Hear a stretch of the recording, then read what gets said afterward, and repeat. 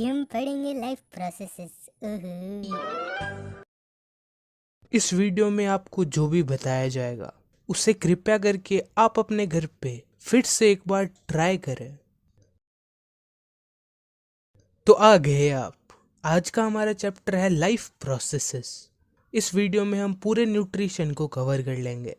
तो सबसे पहले समझते हैं कि ये लाइफ प्रोसेसेस होते क्या हैं। तो ऐसे प्रोसेस जो हमारी लाइफ को मेंटेन करके रखते हैं उन्हें हम लाइफ प्रोसेस कहते हैं।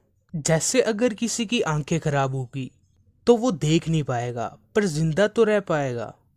वैसे ही अगर किसी के कान खराब हो गए तो वो सुन नहीं पाएगा पर जिंदा तो रह पाएगा। एंड अगर किसी का हार्ट खराब हो गया तो वो जिंदा ही नहीं रह पाएगा। वैसे ही अगर किसी के लंग्स खराब हो गए तब भी वो जिंदा नहीं रह पाएगा। तो जो हार्ट एंड लंग्स से रिलेटेड प्रोसेस है वो हमारी लाइफ को मेंटेन करके रखते हैं। एंड इन प्रोसेस को हम कहते हैं लाइफ प्रोसेस, क्योंकि इनसे ही हमारी लाइफ चलती है।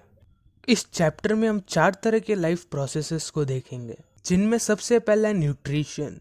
तो हम जो भी चीज़ खाते हैं वो एक कॉम्प्लेक्स सब्सटेंस होती है, उससे हमारी बॉडी एनर्जी नहीं बना सकती। तो एनर्जी बनाने के लिए बॉडी को उन कॉम्प्लेक्स चीज़ों को सिंपल चीज़ों में कन्वर्ट करना होता है।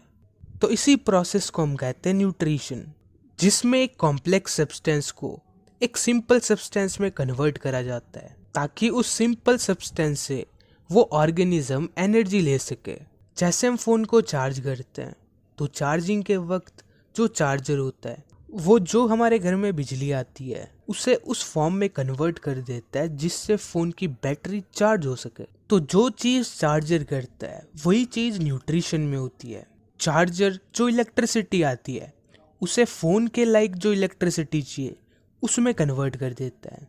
ऐसे ही जो हम खाना खाते हैं वो न्यूट्रिशन के प्रोसेस से हमारी बॉडी की रिक्वायर्ड चीज़ में कन्वर्ट हो जाता है एंड बाद में उस चीज़ से एनर्जी ले ली जाती है।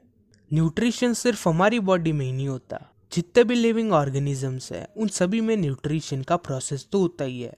ऐसे ऑर्गेनिजम्स जो खुद का खाना खुद ही बना लेते हैं उन्हें हम ऑटोट्रॉप्स कहते हैं। एंड जो इन पे डिपेंडेंट रहते हैं उन्हें हम हेटेरोट्रॉप्स कहते हैं।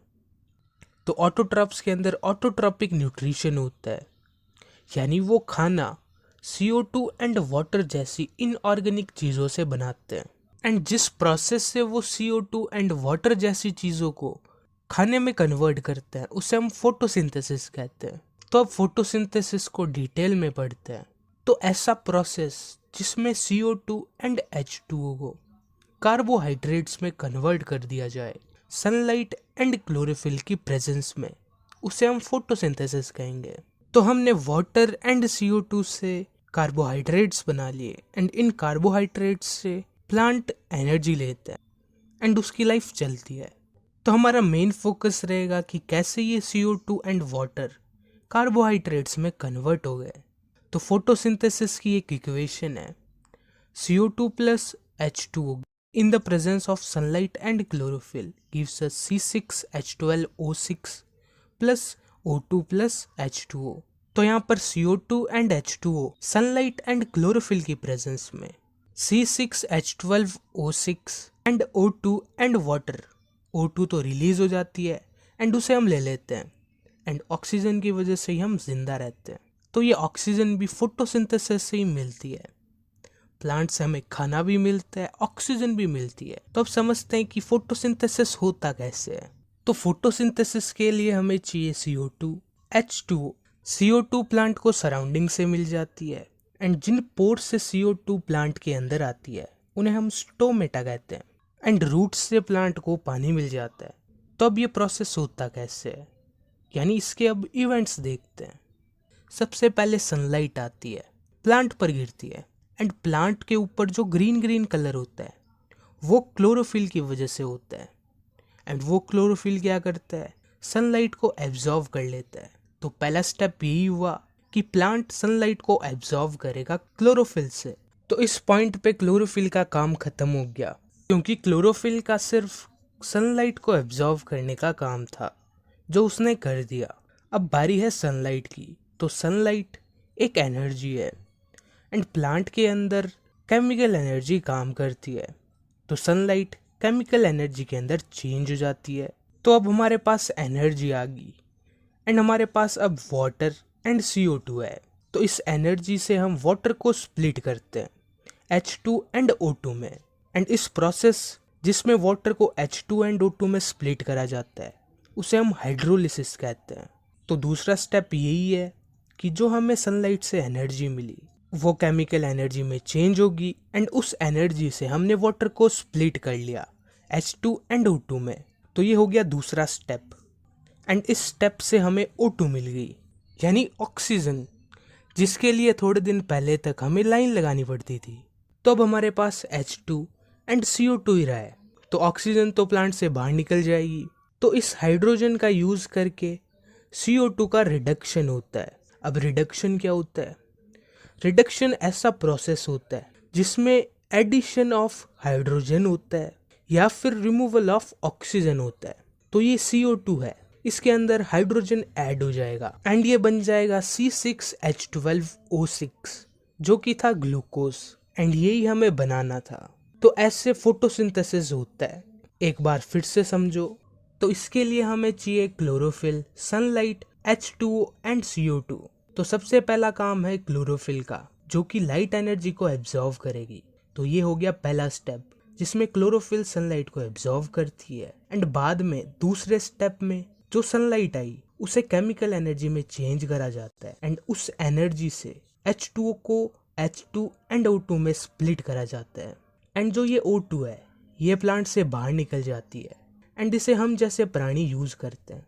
तो ये हो गया सेकंड स्टेप। अब थर्ड स्टेप में जो ये H2 बची है इसे जो CO2 है इसका रिडक्शन हो जाता है। रिडक्शन यानी एडिशन ऑफ हाइड्रोजन। तो CO2 के अंदर हाइड्रोजन ऐड हो जाता है एंड ये बन जाता है C6H12O6 एंड ये है ग्लूकोज या फिर कार्बोहाइड्रेट। एंड इससे प्लांट एनर्जी लेगा एंड जितनी प्लांट को एनर्जी की रिक्वायरमेंट होगी वो इससे बना लेगा। एंड जो ये एक्स्ट्रा ग्लूकोज बच जाएगा उसे वो स्टोर कर लेगा एंड जब उसे एनर्जी की ज़रूरत होगी तो उस स्टोर ग्लूकोज से वो एनर्जी बना लेगा। तो उस स्टोर्ड ग्लूकोज को हम कहते हैं स्टार्च। तो ये हो गया फोटोसिंथेसिस एंड ऑटोट्रॉपिक न्यूट्रिशन। अब देखते हैं हेटेरोट्रॉपिक न्यूट्रिशन। तो हम हेटेरोट्रॉप्स है एंड हम CO2 एंड वाटर जैसी चीज़ों से खाना नहीं बना सकते। तो जो CO2 एंड वाटर जैसी चीज़ों से खाना बनाते हैं हम उनसे खाना ले लेते हैं। यानी हम डायरेक्टली या इनडायरेक्टली ऑटोट्रॉप्स पर डिपेंडेंट हैं, जैसे हम प्लांट्स पर डिपेंडेंट हैं। तो ऐसा न्यूट्रिशन जो डायरेक्टली या इनडायरेक्टली ऑटोट्रॉप्स पर डिपेंडेंट रहता है उसे हम हेटेरोट्रॉपिक न्यूट्रिशन कहेंगे। तो हेटेरोट्रॉपिक न्यूट्रिशन के भी 3 टाइप्स होते हैं। पहला है सेप्रोफिटिक न्यूट्रिशन। तो ऐसे ऑर्गेनिजम्स जो डेड एंड डिकेइंग चीज़ों से अपना खाना बनाते हैं उनमें सेप्रोफिटिक न्यूट्रिशन होता है, जैसे फंगी। एंड एक होता है पैरासिटिक न्यूट्रिशन। तो ऐसे ऑर्गेनिजम्स जो दूसरों की बॉडी के अंदर या बाहर रहते हैं एंड उनसे अपना खाना लेते हैं उनमें पैरासिटिक न्यूट्रिशन होता है, जैसे मच्छर हमारी बॉडी के बाहर रहते हुए हमारी बॉडी से अपना खाना ले लेते हैं तो वो पैरासाइट्स है। इसका एग्जाम्पल है कसकटा। एंड लास्ट कैटेगरी है होलोजोइक न्यूट्रिशन की। तो जैसे हमारे अंदर होलोजोइक न्यूट्रिशन होता है, यानी हम पूरे के पूरे खाने को अपनी बॉडी के अंदर ले लेते हैं एंड बाद में उसे डाइजेस्ट करते हैं।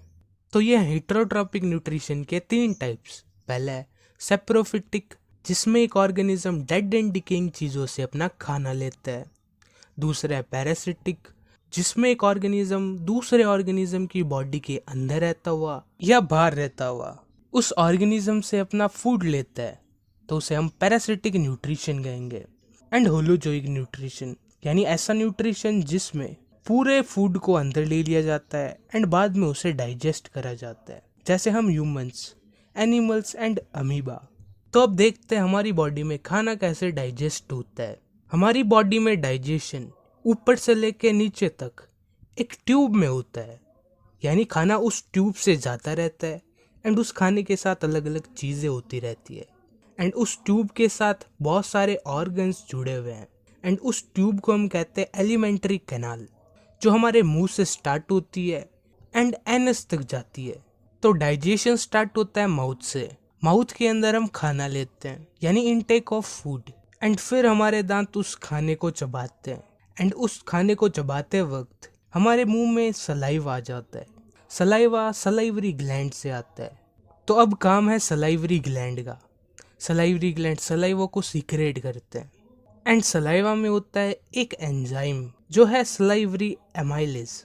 एंड सलाइवरी एमाइलेज जो फूड के अंदर स्टार्च होती है उसे शुगर में कन्वर्ट कर देते हैं। तो डाइजेशन मुंह में ही स्टार्ट हो गया। हुआ क्या, हमने मुंह में खाना लिया, दांतों ने उस खाने को चबाया, एंड सलाइवरी ग्लैंड ने सलाइवा सीक्रेट करा।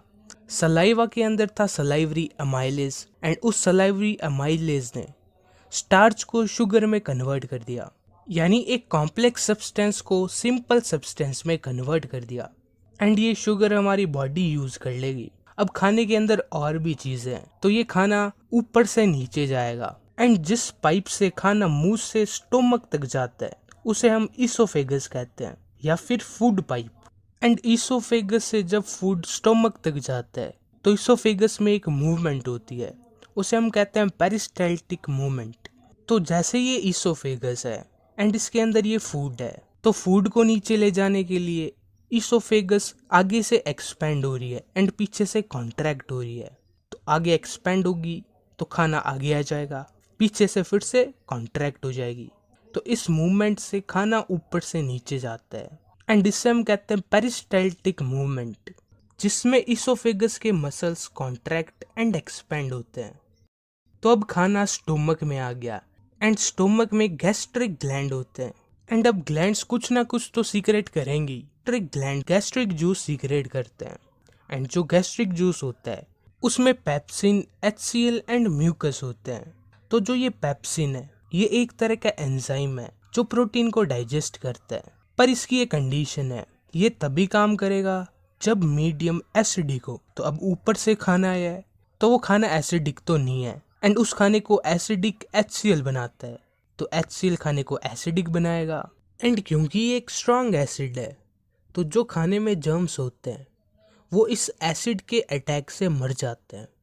तो जो हमारी बॉडी के अंदर जर्म्स जाते हैं खाने के साथ वो HCl से मर जाते हैं, एंड उस खाने में से जो प्रोटीन है उसे पेप्सिन डाइजेस्ट कर लेगा। पर जो ये HCl है ये बहुत ही स्ट्रॉन्ग एसिड है, एंड ये एसिड हमारे पेट के अंदर होता है, तो हमारे पेट को नुकसान हो सकता है, पर हमारे पेट को म्यूकस एसिड के अटैक से बचा लेता है। अब तक क्या हुआ? अब तक कुछ नहीं हुआ। अब तक सिर्फ दो चीजें हुई है। पहला, मुंह के अंदर जो सलाइवा है उसने स्टार्च को शुगर में कन्वर्ट करा, बस एक चीज हुई। एंड स्टोमक में जो पेप्सिन है उसने प्रोटीन्स को डाइजेस्ट करा, एंड इन प्रोटीन्स को पूरा डाइजेस्ट नहीं करा, थोड़े प्रोटीन्स को डाइजेस्ट करा, यानी partial digestion of proteins. And अब खाना जाएगा स्मॉल इंटेस्टाइन में, एंड स्मॉल इंटेस्टाइन ही ऐसी जगह है जहाँ पर खाना पूरा डाइजेस्ट होता है, एंड ये इतना सारा काम स्मॉल इंटेस्टाइन अकेला नहीं कर सकता, तो ये दो ऑर्गन्स की सीक्रेशन रिसीव करता है जो है लीवर एंड पेनक्रियाज। यानी लीवर एंड पेनक्रियाज इसे अपने जूसेस देते हैं या एंजाइम्स देते हैं। लीवर स्मॉल इंटेस्टाइन में bile juice and bile salt secret करता है। अब बाइल जूस क्या करता है?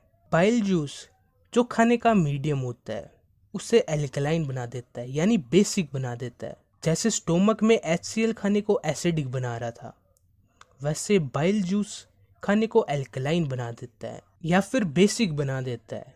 एंड जो बाइल सॉल्ट होते हैं वो फैट्स को छोटे छोटे टुकड़ों में तोड़ देते हैं, एंड इसे हम कहते हैं इमल्सिफिकेशन, यानी जिस प्रोसेस में एक बड़े फैट के मॉलिक्यूल को छोटे छोटे टुकड़ों में तोड़ दिया जाता है वो इमल्सिफिकेशन है। एंड अब काम खत्म हो गया लीवर का, एंड लीवर ने करा क्या? लीवर ने दो चीजें करी। पहला, पूरे खाने को बेसिक बना दिया, एंड दूसरी चीज बड़े बड़े फैट मॉलिक्यूल्स को छोटे छोटे टुकड़ों में तोड़ दिया, यानी इमल्सिफिकेशन कर दिया। अब बारी है पेनक्रियाज की। तो पेनक्रियाज फिर से दो चीजें सीक्रेट करता है जो है ट्रिप्सिन एंड लाइपेज। तो ट्रिप्सिन क्या काम करता है? ट्रिप्सिन जो प्रोटीन होता है उसे डाइजेस्ट कर लेता है एंड उसे अमीनो एसिड में कन्वर्ट कर देता है। एंड लाइपेज क्या करता है? लाइपेज फैट्स को फैटी एसिड एंड ग्लिसरॉल में कन्वर्ट कर देता है। एंड इस कन्वर्जन के लिए फूड का जो मीडियम है वो बेसिक होना चाहिए, जो कि बाइल जूस ने कर दिया। तो स्मॉल इंटेस्टाइन में दो बड़ी बड़ी चीज़ें हुई। पहली चीज़ ये हुई कि प्रोटीन अमीनो एसिड में कन्वर्ट हो गए, एंड दूसरी बड़ी चीज़ ये हुई कि फैटी एसिड एंड ग्लिसरॉल में कन्वर्ट हो गए। एंड यहाँ पर प्रोटीन एंड फैट्स पूरी तरह से डाइजेस्ट हो गए। तो अब हमारा खाना डाइजेस्ट तो हो गया, पर ये डाइजेस्टेड खाना हमारी बॉडी के दूसरे ऑर्गन्स तक जाना चाहिए। तो उसके लिए स्मॉल इंटेस्टाइन में विलाई होती है। विलाई यानी छोटे छोटे फिंगर लाइक प्रोजेक्शंस जो स्मॉल इंटेस्टाइन के अंदर वाली तरफ होते हैं। तो कुछ ऐसा स्ट्रक्चर होता है इनका शेप ऐसा इसलिए है क्योंकि इनसे सरफेस एरिया बढ़ जाता है, एंड ज़्यादा सरफेस एरिया यानी ज़्यादा चीज़ें एब्जॉर्व करी जा सकती है। तो स्मॉल इंटेस्टाइन में फिंगर लाइक प्रोजेक्शंस होते हैं जिससे डाइजेस्टेड फूड को एब्जॉर्व करा जाता है, एंड उन प्रोजेक्शंस को हम कहते हैं विलाए। तो अब खाना सारा पच गया, अब बचा है वेस्ट मटेरियल एंड वाटर। तो जो ये खाना है ये स्मॉल इंटेस्टाइन से लार्ज इंटेस्टाइन में जाएगा, एंड लार्ज इंटेस्टाइन में क्या होगा, जो एक्सेस ऑफ वाटर है खाने में वो एब्जॉर्व कर लिया जाएगा, एंड जो वेस्ट बच जाएगा उसे एनएस के थ्रू बॉडी से बाहर निकाल दिया जाएगा। तो ऐसे हमारा खाना डाइजेस्ट होता है। एंड खाने में तीन चीजें डाइजेस्ट होती है। पहला है स्टार्च, दूसरा है प्रोटीन एंड तीसरा है फैट्स। तो स्टार्च तो मुंह के अंदर डाइजेस्ट होती है सलाइवरी एमाइलेज से एंड कन्वर्ट हो जाती है शुगर में। एंड प्रोटीन दो जगह डाइजेस्ट होते हैं, पहली जगह आधे डाइजेस्ट होते हैं, दूसरी जगह पूरी तरह से डाइजेस्ट हो जाते हैं। वो आधे डाइजेस्ट स्टोमक में होते हैं, एंड स्टोमक में पेप्सिन उन्हें डाइजेस्ट करते हैं, एंड पूरे डाइजेस्ट स्मॉल इंटेस्टाइन में होते हैं, एंड वहाँ पे ट्रिप्सिन एंजाइम उन्हें डाइजेस्ट करते हैं अमीनो एसिड्स में। एंड फैट्स भी स्मॉल इंटेस्टाइन में डाइजेस्ट किए जाते हैं, एंड फैट को डाइजेस्ट करने वाला एंजाइम होता है लाइपेज, जो फैट्स को फैटी एसिड्स एंड ग्लिसरॉल में कन्वर्ट कर देता है। तो ऐसे डाइजेशन होता है। तो जो ये डाइजेस्टेड चीज़ें हैं इनसे हमारी बॉडी एनर्जी बनाती है, एंड उस प्रोसेस को हम कहते हैं रेस्पिरेशन, जो हम अगली वीडियो में पढ़ेंगे। तो इस वीडियो में इतना बहुत है, अब मिलते हैं अगली वीडियो में। उसका लिंक तुम्हें डिस्क्रिप्शन में मिल जाएगा, तो जल्दी आ जाना। तो आ गए आप। तो हमारा चैप्टर चल रहा था लाइफ प्रोसेसेस। पिछली वीडियो में हमने न्यूट्रिशन को पढ़ा था, एंड न्यूट्रिशन ऐसा प्रोसेस था जिससे हम खाने जैसी कॉम्प्लेक्स चीज को सिंपलर सब्सटेंस में कन्वर्ट करते हैं, ताकि उन सिंपलर सब्सटेंस से हम एनर्जी बना सके। न्यूट्रिशन से जो हमें सिंपलर सब्सटेंसेस मिली थी जैसे ग्लूकोज, उनसे जब हम एनर्जी लेते हैं तब उस प्रोसेस को हम कहते हैं रेस्पिरेशन। अब रेस्पिरेशन का नाम सुनते ही हमारे दिमाग में ब्रीथिंग आती है। तो ब्रीथिंग है तो रेस्पिरेशन का ही एक पार्ट, पर रेस्पिरेशन का मेन फंक्शन खाने से एनर्जी बनाने का होता है। तो the process by which a living being utilises the food to get energy is known as respiration. तो खाने से एनर्जी बनाने वाले प्रोसेस को हम कहेंगे रेस्पिरेशन, एंड रेस्पिरेशन में ब्रीथिंग भी होती है। ब्रीथिंग यानी गैसियस एक्सचेंज, जैसे हम बॉडी के अंदर ऑक्सीजन लेते हैं एंड CO2 को रिलीज करते हैं, तो ये होती है ब्रीथिंग। एंड ब्रीथिंग एक रेस्पिरेशन का ही पार्ट है। तो रेस्पिरेशन में खाने से एनर्जी बनाई जाती है, एंड इस दुनिया में सभी क्रिएचर्स को एनर्जी चाहिए, एंड सभी क्रिएचर्स एक जैसे रेस्पिरेशन नहीं करते। तो रेस्पिरेशन तीन तरीके से होता है जो हम आगे देखेंगे। उससे पहले हम छोटा सा एग्जाम्पल लेते हैं। जैसे रोटी बनती है गेहूं से, पर गेहूं से डायरेक्टली रोटी नहीं बनती। गेहूं को पहले हम पीसते हैं यानी उससे आटा बनाते हैं, एंड बाद में उससे रोटी बनती है। यानी रोटी बनाने में दो स्टेप्स इन्वॉल्व है, पहला गेहूं से आटा बनाना एंड दूसरा उस आटे से रोटी बनाना। एंड सेम यही चीज रेस्पिरेशन में होती है। यानी रेस्पिरेशन में जो ग्लूकोज है यानी जो फूड है उससे जब एनर्जी बनेगी तो फूड एंड एनर्जी के बीच में एक और चीज बनेगी जो है पाइरूवेट। तो फूड है ग्लूकोज, एंड ग्लूकोज से पहले पाइरूवेट एंड थोड़ी एनर्जी बनेगी। अब ये पाइरूवेट क्या होता है? जैसे ग्लूकोज जो है C6H12O6, इसके अंदर 6 कार्बन है, तो इसे हम कहेंगे 6 कार्बन मॉलिक्यूल। ऐसे ही पाइरूवेट के अंदर 3 कार्बन होते हैं। तो पाइरूवेट एक ऐसा मॉलिक्यूल है जिसके अंदर 3 कार्बन एटम्स होते हैं। तो ये हो गया हमारा पहला स्टेप। एंड ये चीज़ होती है सेल के साइटोप्लाज्म में। जैसे ये सेल है एंड इसके अंदर जो ये फ्लूइड जैसा स्ट्रक्चर है ये है साइटोप्लाज्म। तो साइटोप्लाज्म में ग्लूकोज पायरूवेट में कन्वर्ट होता है। एंड अब इस पायरूवेट को एनर्जी में चेंज करने के लिए ऑक्सीजन चाहिए होती है। पर कुछ ऐसे ऑर्गेनिजम्स भी होते हैं जिनमें ये स्टेप बिना ऑक्सीजन के ही हो जाता है, यानी एब्सेंस ऑफ ऑक्सीजन। तब इस पायरूवेट से डेवलप होता है इथेनॉल, CO2 एंड एनर्जी, यानी ग्लूकोज से बना पायरूवेट। एंड ये पायरूवेट बिना ऑक्सीजन के इथेनॉल, CO2 एंड एनर्जी बना लेता है। एंड बिना ऑक्सीजन की रेस्पिरेशन होती है ईस्ट में। तो यहाँ पर ये रेस्पिरेशन हो रही है एंड रेस्पिरेशन हो रही है बिना ऑक्सीजन के। एंड इस बिना ऑक्सीजन की रेस्पिरेशन को हम कहते हैं एनएरोबिक रेस्पिरेशन, यानी बिना ऑक्सीजन की रेस्पिरेशन को हम कहेंगे एनएरोबिक रेस्पिरेशन। एंड ये एनएरोबिक रेस्पिरेशन सेल के साइटोप्लाज्म में ही होती है। इस रेस्पिरेशन को हम ईस्ट में देख सकते हैं। तो ईस्ट में एनएरोबिक रेस्पिरेशन होती है, यानी ऐसी रेस्पिरेशन जिसमें ऑक्सीजन की जरूरत ना हो। एंड जब ऑक्सीजन हो पर बहुत कम हो तब उस केस में इस पायरूवेट से लैक्टिक एसिड एंड एनर्जी बनती है। एंड ये चीज़ होती है हमारे मसल के सेल्स में, क्योंकि जब हम कोई एक्सरसाइज करते हैं उस वक्त बॉडी की एनर्जी रिक्वायरमेंट बहुत बढ़ जाती है। एंड एनर्जी बनेगी रेस्पिरेशन से। रेस्पिरेशन में चाहिए ऑक्सीजन, यानी जब एनर्जी डिमांड बढ़ेगी तो ऑक्सीजन डिमांड भी बढ़ जाएगी। पर ये ऑक्सीजन डिमांड हमारी बॉडी से पूरी नहीं हो पाती। तब जो हमारे मसल सेल्स होते हैं उनमें ऑक्सीजन की कमी हो जाती है, यानी लैक ऑफ ऑक्सीजन। एंड जब ऑक्सीजन की कमी होती है तब pyruvate lactic acid and energy में चेंज होता है। एंड लैक्टिक एसिड की वजह से ही हमारे मसल्स में क्रैम्प्स आ जाते हैं या फिर पेन होने लगता है। एंड जब रेस्पिरेशन ऑक्सीजन की प्रेजेंस में होता है तब वहाँ पर प्रोड्यूस होती है carbon dioxide, water and energy. And इससे हम कहते हैं एरोबिक रेस्पिरेशन, यानी ऐसी रेस्पिरेशन जो ऑक्सीजन के प्रेजेंस में होती है। तो यह है जो ह्यूमंस में होती है एंड बहुत सारे एनिमल्स में होती है।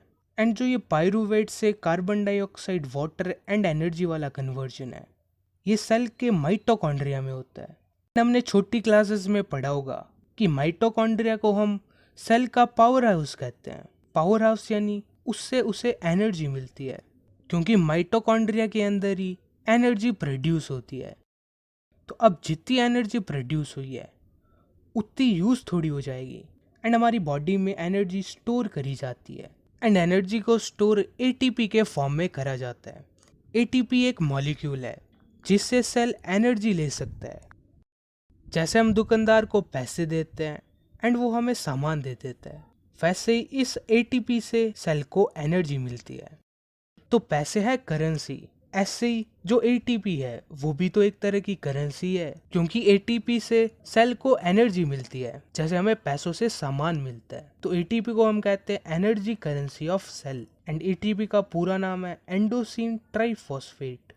तो ऐसे रेस्पिरेशन का प्रोसेस होता है। पहले ग्लूकोज को पायरूवेट में कन्वर्ट करा जाता है, फिर पायरूवेट को एब्सेंस ऑफ ऑक्सीजन में इथेनॉल, CO2 एंड एनर्जी में चेंज करा जाता है। एंड अगर ऑक्सीजन की थोड़ी कमी है तो उसे लैक्टिक एसिड एंड एनर्जी में चेंज कर दिया जाता है। एंड अगर ऑक्सीजन पूरा मिल रहा है तब pyruvate CO2, H2O and energy में चेंज कर दिया जाता है। एंड एनर्जी ATP के फॉर्म में स्टोर करी जाती है। अब देखते हैं रेस्पिरेशन इन ह्यूमंस, यानी हमारी बॉडी में रेस्पिरेशन कैसे होती है। रेस्पिरेशन में 2 चीज़ें इन्वॉल्व है। पहली चीज़ खाने से एनर्जी बनाना एंड दूसरी चीज़ गैसियस एक्सचेंज, यानी ब्रीथिंग या सांस लेना। तो जो ये खाने से एनर्जी बनाने वाला काम है ये सेल्स में होता है। बॉडी में करोड़ों सेल्स हैं एंड उन सब में ये खाने से एनर्जी बनाने वाला काम होता है। पर ये जो गैसियस एक्सचेंज है ये हमारे रेस्पिरेटरी सिस्टम से होता है। एंड हमारा रेस्पिरेटरी सिस्टम स्टार्ट होता है नाक से। एंड हमारे नाक में होते हैं बहुत सारे बाल। एंड जब वहाँ से हवा निकलती है तब वो हवा फिल्टर हो जाती है एंड हवा नाक से नीचे जाती है एंड फिर घुसती है फेरिंग्स में। ये फेरिंग्स है एंड इसके नीचे है लैरिंग्स। लैरिंग्स होता है हमारा साउंड बॉक्स। यहाँ से ही हमारा साउंड निकलता है। हवा यहाँ से नीचे और जाती है। नीचे है ट्रैकिया। ट्रैकिया को हम कहते हैं विंड पाइप। तो इस ट्रैकिया के बाहर हमें गोल गोल सर्कल्स दिख रहे हैं। तो ये है रिंग्स ऑफ कार्टिलेज, यानी कार्टिलेज की रिंग जैसा ये स्ट्रक्चर है। एंड ये रिंग्स करती क्या है, ये रिंग्स जो विंड पाइप है या ट्रैकिया है उसे सपोर्ट करके रखती है। इसे ऐसे समझो, अगर तुम्हारे पास कोई पतला पतला पाइप है एंड अगर तुम उससे हवा खींचो तो वो पाइप चिपक जाएगा। एंड अगर तुम्हारे पास कोई हार्ड पाइप है, उससे अगर तुम हवा खींचोगे जोर से तब वो पाइप चिपकेगा नहीं। तो इस ट्रैकिया को हार्ड बनाने के लिए या इसे सपोर्ट देने के लिए ये कार्टिलेज की रिंग्स इसके ऊपर होती है। ये इसलिए लगी हुई होती है ताकि ट्रैकिया कोलैप्स ना हो या चिपके ना। तो अब ट्रैकिया से हवा नीचे जाएगी लंग्स में, एंड लंग्स है 2, तो इस ट्रैकिया को भी 2 हिस्सों में डिवाइड होना पड़ेगा। तो उन 2 हिस्सों को हम कहते हैं ब्रोंकाई, दोनों को साथ में कहेंगे ब्रोंकाई, एंड एक को कहेंगे ब्रोंकस। एंड ये ब्रोंकस आगे जाके और डिवाइड हो रहा है। एंड ब्रोंकस की ब्रांचेस को हम कहते हैं ब्रोंक्यूल्स। तो जो ये ब्रांचेस हैं ये ब्रोंक्यूल्स हैं। एंड हवा इनसे होती हुई इनके एंड तक जाती है। इनके एंड पर लगे हुए होते हैं एल्वियोलाई। एंड एल्वियोलाई का स्ट्रक्चर देखो, ये है एल्वियोलाई। इसका स्ट्रक्चर बलून जैसा है, इसके ऊपर छोटे छोटे बलून जैसे लगे हुए हैं। इस स्ट्रक्चर से सरफेस एरिया बढ़ जाता है। जैसे ये छोटे छोटे बलून है, तो अगर तुम्हारे पास एक बलून है एंड एक सीधी रॉड है तो ज़्यादा सरफेस एरिया किसका होगा, इस बलून शेप का। तो ऐसे एल्वियोलाई का सरफेस एरिया बढ़ जाता है। तो एल्वियोलाई काम क्या करता है, तो एल्वियोलाई पर ही गैसेस का एक्सचेंज होता है, यानी हवा में जो ऑक्सीजन है उसे ले लिया जाता है एंड CO2 को रिलीज कर दिया जाता है। अब ये CO2 आती कहाँ से है एंड ऑक्सीजन जाती कहाँ पे है, ये दोनों चीज़ें आती है सेल्स से। हमारी बॉडी में करोड़ों सेल्स हैं एंड उन सेल्स से ब्लड वेसल कनेक्टेड होती है। एंड वो ब्लड वेसल ही एल्वियोलाई तक आई हुई होती है। तो वो ब्लड वेसल सेल्स से CO2 लेके आती है एंड एल्वियोलाई से ऑक्सीजन को लेके उन सेल्स तक जाती है। तो जो ये एल्वियोलाई है ये ब्लड वेसल से कनेक्टेड होती है। एंड जब यहाँ पर हवा आती है तो उस हवा से ऑक्सीजन निकाल ली जाती है एंड उस ऑक्सीजन को ब्लड में RBC होती है, उसमें होता है हेमोग्लोबिन, वो ऑक्सीजन को कैरी करता है। तो ब्लड में होता है हेमोग्लोबिन जो ऑक्सीजन को ट्रांसपोर्ट करता है। तो ये ऑक्सीजन जाएगी सेल तक एंड सेल में होगा ग्लूकोज जो उसे न्यूट्रिशन से मिला है। तो वो ग्लूकोज पहले पायरोवेट में चेंज होगा एंड बाद में वो पायरोवेट ऑक्सीजन को लेके CO2 H2O एंड एनर्जी में चेंज हो जाएगा। तो जो सेल में रिएक्शन होगा उसे हम सीधा ऐसे लिख सकते हैं, glucose in the presence of oxygen gives us CO2 H2O and energy. हमने पायरोवेट वाला पार्ट हटा दिया तो सेल में ये रिएक्शन होता है एंड ऐसे सेल को एनर्जी मिलती है। एंड हम सेल से ही तो बने हुए होते हैं, तो सेल को एनर्जी मिल रही है यानी हमें एनर्जी मिल रही है। तो ऐसे रेस्पिरेशन होता है ह्यूमंस में। तो अब हम देखते हैं ब्रीथिंग मैकेनिज्म। तो लंग्स के नीचे हमें ये पतली सी मेम्ब्रेन दिख रही होगी, तो ये है डायफ्राम। डायफ्राम वो चीज़ है जो हमारी थोरैसिक कैविटी को, कैविटी यानी स्पेस, जिस स्पेस में लंग्स है उसे हम कहेंगे थोरैसिक कैविटी। एंड जिस स्पेस में हमारे डाइजेस्टिव सिस्टम के ऑर्गन्स है उसे हम कहेंगे एब्डोमिनल कैविटी। तो हमारे लंग्स से नीचे डाइजेस्टिव सिस्टम के ऑर्गन्स है। तो उन ऑर्गन्स को एंड लंग्स को जो सेपरेट करती है चीज़ वही है डायफ्राम। तो जब हम हवा इनहेल करते हैं यानी हमारे अंदर हवा लेते हैं तो उस वक्त तुमने नोटिस करा होगा कि हमारे लंग्स थोड़े ऊपर चले जाते हैं एंड जो ये डायफ्राम है ये फ्लैट हो जाता है। तो ऐसा करने से होता क्या है, ऐसा करने से थोरैसिक कैविटी बढ़ जाती है यानी ये स्पेस बढ़ जाती है। एंड जब ये स्पेस बढ़ेगी तो ये जगह खाली होगी। तो इस स्पेस को भरने के लिए बाहर से हवा अंदर आ जाएगी एंड अंदर अब हवा आ गई तो उस हवा से एल्वियोलाई क्या करेगा, ऑक्सीजन निकाल लेगा एंड वो ऑक्सीजन सेल्स तक भेज दी जाएगी एंड सेल्स से आएगी CO2। तो उस CO2 को बाहर निकालना होगा, तब इस स्पेस को हम कम करेंगे। तो स्पेस कम कैसे होगी, लंग्स थोड़े नीचे आएंगे एंड जो ये डायफ्राम है ये जो भी फ्लैट हुआ है ये ऐसे आधे सर्कल में चेंज हो जाएगा या फिर डोम शेप का हो जाएगा। डोम जैसे होता है ना आधा सर्कल, उस शेप का। इससे थोरैसिक कैविटी कम हो जाएगी एंड जब स्पेस कम हो जाएगी तो अंदर की हवा बाहर जाएगी। तो ऐसा नहीं है कि एक बार में सारी हवा ही बाहर चली जाएगी, थोड़ी हवा हमारे बॉडी के अंदर रहती है हर वक्त। ऐसे इनहेलेशन एंड एक्सहेलेशन होता है। इनहेलेशन में थोरैसिक कैविटी को हम बढ़ाने की कोशिश करते हैं एंड उस चक्कर में हमारे लंग्स थोड़े ऊपर जाते हैं एंड डायफ्राम फ्लैट हो जाता है। तब थोरैसिक कैविटी बढ़ जाती है एंड हवा बाहर से अंदर आ जाती है। एंड एक्सहेलेशन में हम उस हवा को बाहर भेजने की कोशिश करते हैं। तो उस कोशिश में इस थोरैसिक कैविटी को हमें कम करना होता है, यानी लंग्स थोड़े नीचे जाएंगे, डायफ्राम डोम शेप का हो जाएगा, तब अंदर वाली हवा बाहर जाएगी। तो ये होता है ब्रीथिंग मैकेनिज्म। ऐसे हमारे अंदर हवा आती है एंड जाती है। तो ये हो गया रेस्पिरेशन इन ह्यूमंस कंप्लीट। अब देखते हैं रेस्पिरेशन इन एक्वेटिक एनिमल्स। हमारे दिमाग में बहुत बार ये सवाल आया होगा कि मछली पानी के अंदर रहते हुए सांस कैसे लेती है। तो मछली पानी से ही ऑक्सीजन लेती है। पानी में ऑक्सीजन डिसॉल्व रहती है, पर जितनी ऑक्सीजन हवा में होती है उतनी ऑक्सीजन पानी में नहीं होती। तब वो पानी को अपनी बॉडी में लेती है, पर उस पानी से उसे थोड़ी ऑक्सीजन मिलती है, पर उसे ऑक्सीजन तो ज़्यादा चाहिए। तब वो क्या करती है कि जल्दी जल्दी सांस लेती है ताकि उसे ऑक्सीजन ज़्यादा मिल सके। तो इस वजह से मछली की ब्रीथिंग रेट ज़्यादा होती है as compared to humans. Breathing rate ज़्यादा है यानी मछली जल्दी जल्दी सांस लेती है एंड मछली मुंह में लेगी पानी, उस पानी को पुश करेगी गिल्स तक। जैसे हमारे लंग्स होते हैं वैसे मछली के होते हैं गिल्स।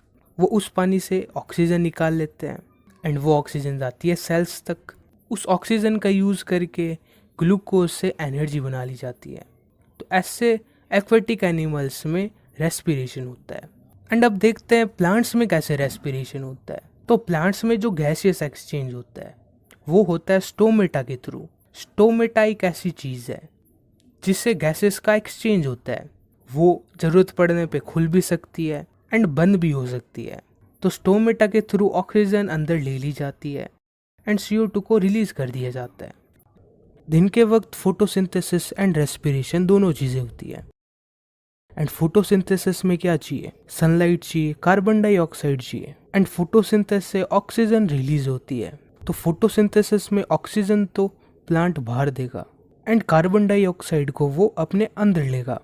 एंड रेस्पिरेशन में क्या होता है, रेस्पिरेशन में कार्बन डाइऑक्साइड रिलीज करी जाती है। ये इक्वेशन देखो, कार्बन डाइऑक्साइड यहाँ पर रिलीज हो रही है। तो जो रेस्पिरेशन से कार्बन डाइऑक्साइड रिलीज होगी वो फोटोसिंथेसिस में काम में ली जाएगी। तो दिन में सिर्फ और सिर्फ ऑक्सीजन निकलेगी, क्योंकि जो रेस्पिरेशन से CO2 बनी वो फोटोसिंथेसिस के काम में आ गई। तो दिन में सिर्फ और सिर्फ ऑक्सीजन निकलेगी एंड रात को फोटोसिंथेसिस नहीं होता, पर रेस्पिरेशन दिन या रात दोनों वक्त होता है। रेस्पिरेशन से प्रोड्यूस होगी CO2। तो रात को प्लांट CO2 रिलीज करते हैं एंड दिन में प्लांट ऑक्सीजन रिलीज करते हैं। तो ये हो गया हमारा रेस्पिरेशन टॉपिक पूरा कंप्लीट। अब मिलते हैं अगली वीडियो में, वो तुम्हें ऊपर दिख रही होगी या उसका लिंक तुम्हें डिस्क्रिप्शन में मिल जाएगा। तो आ गए आप, हमारा चैप्टर चल रहा था लाइफ प्रोसेसेस एंड इसमें हमने डाइजेशन एंड रेस्पिरेशन को पढ़ लिया था। तो डाइजेशन में हमने देखा था कि एक कॉम्प्लेक्स चीज़ जो हमारा खाना होता है, जो हम बाहर से खाते हैं, उसे हम सिंपलर चीज़ में कन्वर्ट करते हैं एंड उस सिंपलर चीज़ को हम कहते हैं ग्लूकोज। तो इस ग्लूकोज को हमें सेल्स तक पहुंचाना होगा, क्योंकि सेल में रेस्पिरेशन होता है। तो इस ग्लूकोज को सेल्स तक पहुंचाने के लिए हमें एक ट्रांसपोर्टेशन सिस्टम चाहिए। तो अब ग्लूकोज सेल तक पहुंच गया, पर रेस्पिरेशन के लिए ऑक्सीजन की रिक्वायरमेंट होती है। तो ऑक्सीजन लंग्स में होता है एंड लंग्स से ऑक्सीजन को सेल तक लाना है, तो उसके लिए भी ट्रांसपोर्टेशन सिस्टम की ज़रूरत है। एंड ऐसे कई प्रोसेस के लिए ट्रांसपोर्टेशन सिस्टम की ज़रूरत है। तो इस वीडियो में हम इसी ट्रांसपोर्टेशन सिस्टम के बारे में पढ़ेंगे। एंड ये ट्रांसपोर्टेशन सिस्टम हमारे अलग अलग ऑर्गन्स को, हमारी बॉडी में जितने भी सेल्स हैं उनसे कनेक्ट करता है। तो हमारी बॉडी में जो ट्रांसपोर्टेशन सिस्टम होता है वो बहुत सारी चीज़ों को ट्रांसपोर्ट करता है। जैसे 2 चीज़ें मैंने तुम्हें अभी बताई दी, वैसे ही बहुत सारी चीज़ों को ये ट्रांसपोर्ट करता है। तो इस ट्रांसपोर्टेशन सिस्टम में होती है 3 चीज़ें। एक होता है पंप, जैसे घर में पानी वाला पंप पानी को एक जगह से दूसरी जगह पंप करता है, वैसे ही जो हार्ट है वो ब्लड को एक जगह से दूसरी जगह ले जाता है। तो हार्ट पंपिंग ऑर्गन है, इसके बारे में हम डिटेल में पढ़ेंगे। दूसरी चीज़ है ब्लड वेसल्स।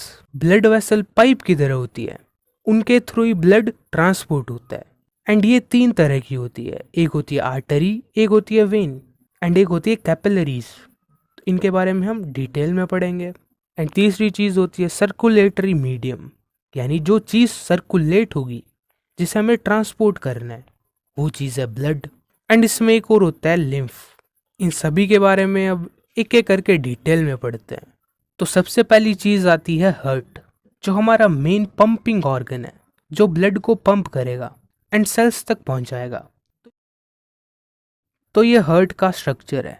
इसमें दो तरह का ब्लड होता है, एक होता है ऑक्सीजनेटेड ब्लड जिसमें ऑक्सीजन हो, एक होता है डीऑक्सीजनेटेड ब्लड जिसमें ऑक्सीजन ना हो। तो ऑक्सीजनेटेड ब्लड जाएगा सेल्स तक, सेल उससे ऑक्सीजन ले लेंगे एंड अब ऑक्सीजन उसके अंदर नहीं है तो वो डीऑक्सीजनेटेड ब्लड बन जाएगा। डीऑक्सीजनेटेड ब्लड जाएगा लंग्स तक, लंग्स उसे देगा ऑक्सीजन, वो ऑक्सीजन लेके ऑक्सीजनेटेड बन जाएगा।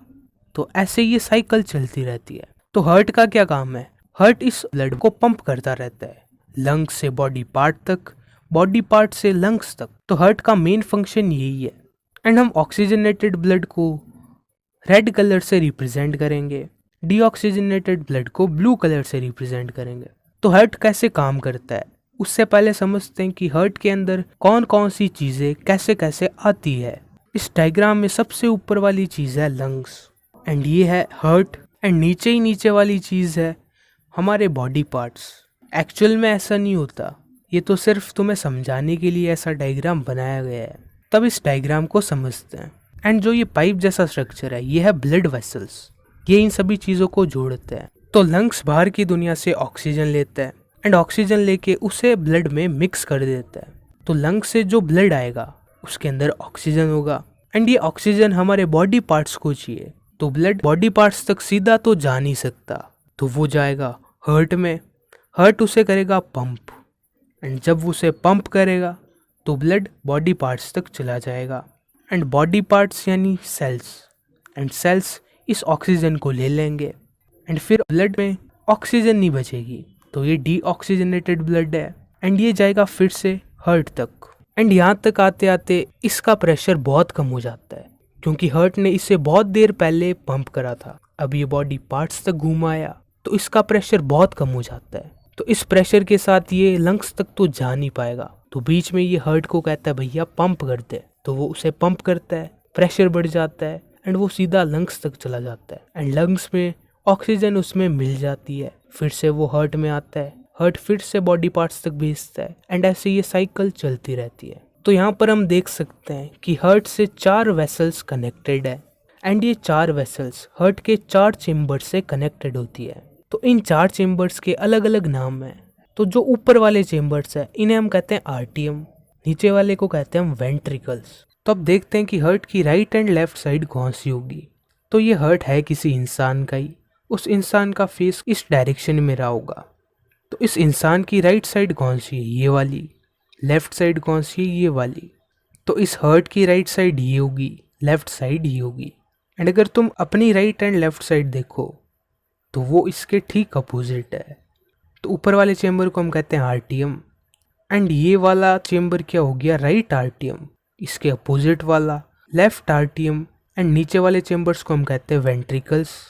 तो ये वाला चेम्बर हो गया राइट वेंट्रिकल, ये हो गया लेफ्ट वेंट्रिकल।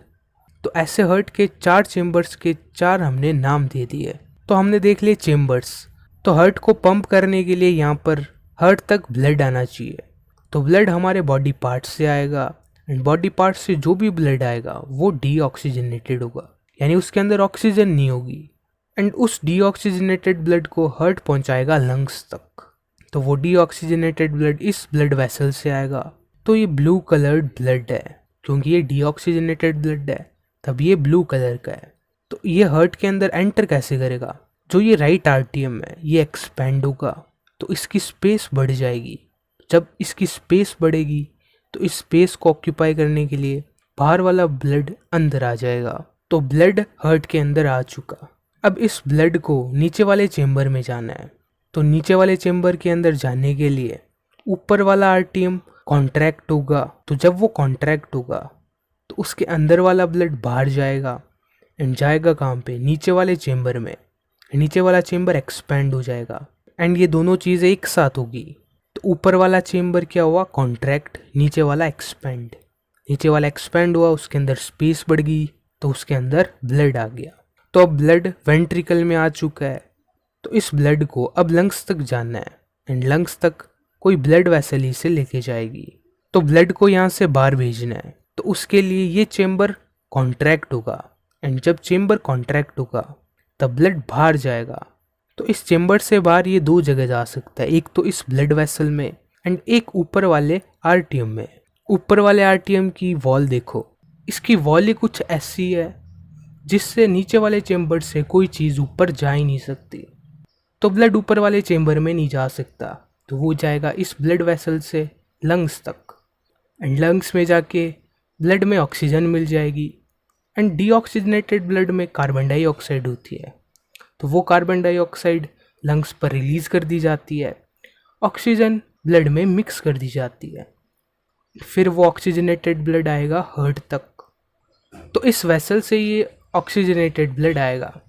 अब फिर से वही चीज़ होगी, ये ब्लड हार्ट में जाएगा, तब ये लेफ्ट आरटीएम एक्सपेंड होगा, तो इसकी स्पेस बढ़ गई, तो इस स्पेस को ऑक्यूपाई करने के लिए ऑक्सीजनेटेड ब्लड इसके अंदर आ जाएगा, एंड अब इस ब्लड को पूरी बॉडी तक पंप करना है। तो ये ब्लड नीचे वाले चेम्बर में जाएगा। नीचे वाले चेम्बर में ब्लड को भेजने के लिए लेफ्ट आरटीएम कॉन्ट्रैक्ट होगा, एंड नीचे वाला जो वेंट्रिकल है वो एक्सपैंड होगा। तो नीचे वाला वेंट्रिकल जब एक्सपैंड होगा तो उसकी स्पेस बढ़ जाएगी, एंड उस स्पेस को ऑक्यूपाई करने के लिए ऊपर वाला ब्लड आ जाएगा। तो अब ब्लड आरटीएम में आ गया, एंड ये आरटीएम इस ब्लड को इस वेसल के थ्रू बॉडी पार्ट्स तक पहुंचा देगा।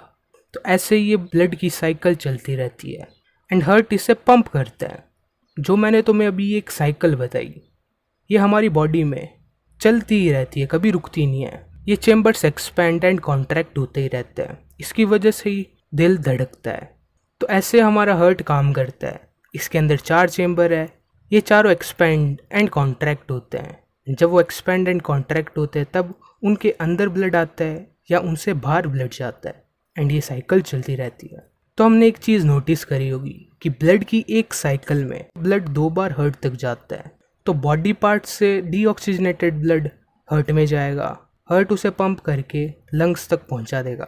तो अब हार्ट में एक बार ब्लड आ गया, एंड हार्ट ने उसे लंग्स तक भेज दिया, एंड लंग्स से फिर ब्लड आएगा हार्ट तक। तो अब हार्ट में दूसरी बार ब्लड आया है, एंड ये ब्लड फिर से बॉडी पार्ट्स तक जाएगा। तो इस एक साइकिल में 2 बार ब्लड हार्ट में आता है, तो इससे हम कहते हैं डबल सर्कुलेशन, क्योंकि इस सर्कुलेशन में 2 बार ब्लड हार्ट में आता है। ये हमने देख लिया हार्ट के बारे में। अब देखते हैं blood vessels. Blood vessel pipe जैसा एक स्ट्रक्चर है जिसके थ्रू ब्लड ट्रांसपोर्ट होता है। तो ब्लड वेसल हमारी बॉडी में 3 तरह की होती है, एक होती है आर्टरीज, एक होती है वेन्स, एंड एक होती है कैपिलरीज। तो अब समझते हैं आर्टरीज क्या होती है। तो ऐसी ब्लड वेसल जो हार्ट से ब्लड को बाहर लेके जाती है उन्हें हम आर्टरीज कहेंगे। जैसे ये वाली ब्लड वेसल, ये हार्ट से ऑक्सीजनेटेड ब्लड को बॉडी पार्ट्स तक लेके जा रही है, तो ये आर्टरी है। तो हम कह सकते हैं कि ऐसी ब्लड वेसल्स जो हार्ट से ओरिजिनेट होती हैं या हार्ट से निकलती हैं उन्हें हम कहेंगे आर्टरीज। एंड आर्टरीज की वॉल्स कैसी होगी, थिक वॉल्स होगी, क्योंकि हार्ट एक पंपिंग ऑर्गन है। तो जो हार्ट से बाहर ब्लड निकलेगा वो पंप करा हुआ होगा, यानी उसका प्रेशर ज़्यादा होगा, एंड क्योंकि ब्लड का प्रेशर ज़्यादा होगा तो आर्टरीज की वॉल भी थोड़ी मोटी होनी चाहिए उस प्रेशर को झेलने के लिए। तो आर्टरीज की वॉल्स थिक होती है, क्योंकि हार्ट से जो ब्लड निकलेगा उसका प्रेशर ज़्यादा होगा, एंड उस प्रेशर को झेलने के लिए आर्टरीज की वॉल्स थिक होती है। एंड आर्टरीज ऑक्सीजनेटेड ब्लड को कैरी करती है। पर इस डायग्राम में हम देख सकते हैं कि ये एक ब्लड वेसल, ये वाली, ये निकल तो हार्ट से ही रही है, पर इसके अंदर ब्लड कैसा है, ब्लू कलर का ब्लड है, यानी डीऑक्सीजनेटेड ब्लड है। तो इस एक ब्लड वेसल को छोड़ के सारी आर्टरीज ऑक्सीजनेटेड ब्लड को कैरी करती है या ट्रांसपोर्ट करती है, एंड इस एक आर्टरी को हम कहते हैं पल्मोनरी आर्टरी। तो पल्मोनरी आर्टरी को छोड़ के सारी आर्टरीज ऑक्सीजनेटेड ब्लड को कैरी करती है। अब देखते हैं वेन्स। तो ऐसी ब्लड वेसल्स जो ब्लड को हार्ट तक लेके आती है उन्हें हम वेन्स कहेंगे। जैसे ये वाली ब्लड वेसल, ये बॉडी पार्ट से डीऑक्सीजनेटेड ब्लड हार्ट तक लेके आ रही है, तो ये एक वेन है। इस डायग्राम में तुम्हें 4 ही ब्लड वेसल दिख रही होगी, पर हमारी बॉडी में ब्लड वेसल्स का एक पूरा नेटवर्क होता है। ये तो सिर्फ तुम्हें समझाने के लिए है। तो हम कह सकते हैं कि वेन्स हर्ट पर आके ख़त्म हो जाती है, क्योंकि ये स्टार्ट कहाँ से हुई थी, बॉडी पार्ट से, एंड ब्लड वो लेके आई एंड हर्ट पर जाके ख़त्म हो गई। तो जो भी ब्लड वेसल ब्लड हर्ट तक लेके आती है उन्हें हम वेन्स कहेंगे, बस इतना याद रखो। एंड जो ब्लड को हर्ट से बाहर लेके जाते हैं उन्हें हम आर्टरीज कहेंगे। तो वेन्स बॉडी पार्ट से ब्लड हर्ट तक लेके आएंगी। उस ब्लड का प्रेशर बहुत कम होगा, क्योंकि वो ब्लड बॉडी पार्ट से आया है एंड बॉडी पार्ट्स पंप नहीं करते, तो ब्लड वेन्स के अंदर कम प्रेशर में फ्लो होता है। तो वेन्स की जो वॉल्स होती है वो पतली होती है, यानी thin walled, and veins deoxygenated blood carry करती है। पर इस डायग्राम में तुम देख सकते हो ये वाली वेसल, ये एक वेन है, क्योंकि ये हर्ट पे आके ख़त्म हो रही है। पर ये ब्लड कैसा ला रही है, ऑक्सीजनेटेड। तो सारी वेन्स डीऑक्सीजनेटेड ब्लड कैरी करती है, पर एक वेन को छोड़ के, जो है ये वाली, एंड इसका नाम है पल्मोनरी वेन, ये ऑक्सीजनेटेड ब्लड कैरी करती है। एंड आर्टरीज में ये वाली वेसल जिसका नाम है पल्मोनरी आर्टरी, ये डीऑक्सीजनेटेड ब्लड कैरी करती है। तो ये होगी arteries and veins. And third type of vessel है कैपिलरी। तो ब्लड वेसल बहुत मोटी होती है एज कंपेयर टू सेल का साइज, एंड वो ब्लड वेसल ब्लड को सेल तक पहुंचाती है। तो एक बार तुम सोचो कि सेल कितना छोटा होता है, बहुत छोटा। एंड हमारी जो आर्टरीज एंड वेन्स होती है, जो ब्लड वेसल्स होती है, वो भी मोटी मोटी बड़ी बड़ी होती है। तो वो ब्लड वेसल ब्लड को एक सेल तक कैसे पहुंचाती होगी? तो उसके लिए जो ब्लड वेसल है वो पतली होती रहती है, एंड पतली होते होते उसकी थिकनेस एक सेल के जितनी हो जाती है। जब थिकनेस एक सेल के जितनी हो जाएगी तब उस ब्लड वेसल से सेल के अंदर आराम से ब्लड जा सकेगा। तो ऐसी ब्लड वेसल्स जिनकी थिकनेस एक सेल के जितनी हो, यानी एक सेल के जितनी थिकनेस होती है उतनी उस ब्लड वेसल की अगर थिकनेस है तो उसे हम कहेंगे कैपिलरी। एंड कैपिलरी से सेल के अंदर वाला मटेरियल बाहर एंड अंदर होता है, यानी एक्सचेंज ऑफ मटेरियल, क्योंकि कैपिलरीज की थिकनेस बहुत कम है एंड वो सेल से कनेक्टेड होती है, तो वो सेल से मटेरियल को एक्सचेंज करती हैं। तो ये हो गई सारी ब्लड वेसल्स। अब देखते हैं इन ब्लड वेसल के अंदर फ्लो क्या करता है। इन ब्लड वेसल्स के थ्रू ब्लड एंड लिम्फ दो चीज़ें ट्रांसपोर्ट होती है या सर्कुलेट होती है। तो ये ब्लड है क्या? ब्लड तीन चीज़ों से मिलकर बना हुआ है। पहला है प्लाज्मा, दूसरा ब्लड सेल्स, तीसरी प्लेटलेट्स। तो जो ये ब्लड प्लाज्मा होता है ये वो लिक्विड होता है जिसके अंदर ये ब्लड सेल्स एंड प्लेटलेट्स होती हैं, यानी pale coloured liquid which is mostly compose of water, blood cells, proteins etcetera floats in plasma. यानी प्लाज्मा एक वाटर जैसा फ्लूइड है जो कि मोस्टली वाटर से बना हुआ है, एंड उस प्लाज्मा के अंदर ही सेल्स, प्रोटीन्स एंड और सारी चीज़ें फ्लोट होती हैं। या फिर हम कह सकते हैं ब्लड में जितनी भी चीज़ें होती हैं वो उस प्लाज्मा के अंदर ही डिसॉल्व करी जाती हैं, एंड उस डिसॉल्व फॉर्म में ट्रांसपोर्टेशन ईजी हो जाता है। तो ये हो गया प्लाज्मा। अब आते हैं ब्लड सेल्स। तो ब्लड सेल्स दो तरह के होते हैं, एक होते हैं आरबीसीज एंड एक होते हैं डब्ल्यूबीसी। तो आरबीसी जो होते हैं रेड ब्लड कॉर्पुसेल्स, पूरा नाम है रेड ब्लड कॉर्पुसेल्स। तो ये रेड कलर के सेल्स होते हैं, एंड ब्लड में जो रेड कलर होता है वो इन्हीं की वजह से ही होता है। तो रेड ब्लड सेल्स को रेड क्या चीज़ बनाती है? तो रेड ब्लड सेल्स के अंदर एक पिगमेंट होता है जिसका नाम होता है हीमोग्लोबिन। उस हीमोग्लोबिन की वजह से ही रेड ब्लड सेल्स रेड होती हैं। एंड रेड ब्लड सेल्स एक चीज़ और करती हैं, इनके थ्रू ऑक्सीजन ट्रांसपोर्ट होता है। जब लंग से ऑक्सीजन ब्लड में आता है तो ब्लड उसे रेड ब्लड सेल्स में भेज देता है। रेड ब्लड सेल्स के अंदर वो ऑक्सीजन स्टोर करा जाता है, एंड फिर जब आरबीसीज ट्रांसपोर्ट करी जाएगी तो वो ऑक्सीजन भी ट्रांसपोर्ट हो जाएगा। तो ये हो गई आरबीसी या फिर red blood corpuscles. Second type of cells है डब्ल्यूबीसी, यानी वाइट ब्लड कॉर्पुसेल्स। जैसे नाम बता रहा है ये वाइट कलर की होती है, पर थोड़ा पेल वाइट कलर होता है, and they play important role in immunity. Immunity क्या होती है? अगर हमारी बॉडी में बाहर से कोई चीज़ आ रही है जैसे बैक्टीरिया एंड वायरस, तो उनसे लड़ने की क्षमता को हम इम्यूनिटी कहेंगे। तो इम्यूनिटी में भी वाइट ब्लड सेल्स की इम्पॉर्टेंट रोल प्ले करते हैं। अब देखते हैं प्लेटलेट्स। प्लेटलेट्स का कोई कलर नहीं होता, यानी कलरलेस ब्लड सेल्स। एंड हमने देखा होगा अगर हमें कोई चोट लग गई एंड उससे खून निकल रहा है, तो थोड़ी देर बाद वो ब्लड रुक जाता है एंड वहाँ पे एक लेयर जैसा कुछ बन जाता है। तो वो लेयर प्लेटलेट्स की वजह से ही बनती है एंड उस लेयर बनने वाले प्रोसेस को हम कहते हैं क्लॉटिंग। तो ये हो गया ब्लड। एंड ब्लड के जैसा एक और फ्लूइड होता है जो है लिम्फ। तो ब्लड वेसल्स हमारे सेल से कनेक्टेड है एंड सेल से कनेक्ट होने के लिए ब्लड वेसल की थिकनेस कितनी होनी चाहिए, एक सेल के जितनी। एंड ऐसी ब्लड वेसल्स जिनकी थिकनेस एक सेल के जितनी होती है उन्हें हम कहते हैं कैपिलरीज। तो जैसे ये 3-4 ब्लड सेल्स हैं, एक्चुअल में बहुत सारे ब्लड सेल्स होते हैं, ये तो तुम्हें समझाने के लिए है। तो ये 3-4 ब्लड सेल्स है एंड ये कैपिलरीज से कनेक्टेड है एंड ये कैपिलरीज ला क्या रही है ब्लड। तो अगर ये ब्लड हार्ट से आ रहा है तो इसका प्रेशर ज़्यादा होगा क्योंकि हार्ट ने इसे पंप करा है, पर कैपिलरीज की थिकनेस बहुत कम है एंड ब्लड का प्रेशर ज़्यादा है, तो चांसेस है ब्लड के लीक होने के। तो ब्लड लीक हो सकता है एंड ब्लड यहाँ से लीक भी हो जाता है। तो ब्लड हो गया लीक एंड अब ये जाएगा कहाँ पे, इन सेल्स की स्पेस के बीच में।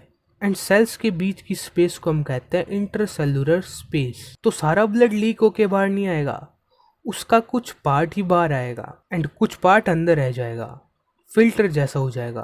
तो लीक हुआ ब्लड जब इंटरसेलुलर स्पेसेस के बीच में आ जाता है तब उसे हम कहते हैं लिम्फ।